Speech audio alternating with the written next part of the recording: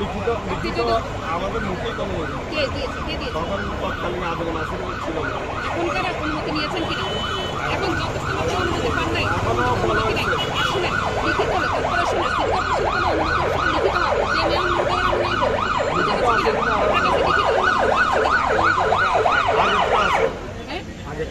আগেরটা লিখিত হবে। দেখেন আমাকে ওটা মেয়াদ আছে কিনা দেখি। আসতে হবে অফিসে। এখন আমাকে খালি করে দিন। আপনি যদি কোনো অনুমতি পান সেটা অবশ্যই পুলিশ বিভাগও জানবে যে কোন জায়গায় অনুমতি দেওয়া আছে এবং সে অনুযায়ী আপনাদের গাড়িগুলো সবাই জানে, ট্রাফিক বিভাগও জানে। এখন নতুন তিনটা অনুমতি আছে। হ্যাঁ হ্যাঁ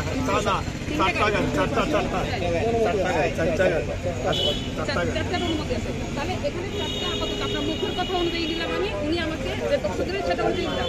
তারপরে লিখিত কাগজ রাখতে যে কয় বছর মেয়াদে এবং কয়টা গাড়ির আপনার অনুমতি আছে এটা বাকি যে গাড়িগুলো এগুলো তাহলে আমি এখন জব্দ করে নিয়ে যাবো। এবার জন্য একটু ছাড় দেন। এবার হলো আমাকে 1 কোটি রাস্তা খালি করে দেখাবো। রাস্তা খালি করে দেখাবো।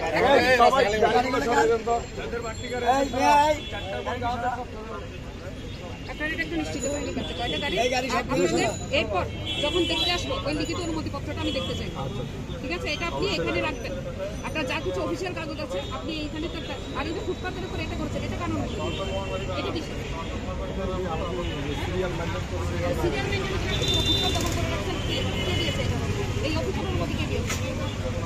আপনি সিরিয়াল মেনটেন করবেন কোথায় কোথায় এটা আপনি ছোট ব্যবস্থা করবেন কিন্তু আপনি ফুটপাত সামনে না দিয়ে ইয়ে করে করছেন বলেন এটা পারেন কি? এটা অনুমতি আছে? আচ্ছা, এটা নিয়ে আমরা অবশ্যই এখন বলেন তখন ফুটপাত আপনার ব্যবস্থা করে দেন। আপনি ছোট করে বসেন, আপনি ফুটপাত ক্লিয়ার করতে পারেন। এখানে তো মানুষ থাকতে পারবে না, আপনি যেভাবে বসেছেন এখানে কোনো পাবলিক যাবে না। এই মোটরসাইকেল এখানে গাড়িগুলো আপনাদের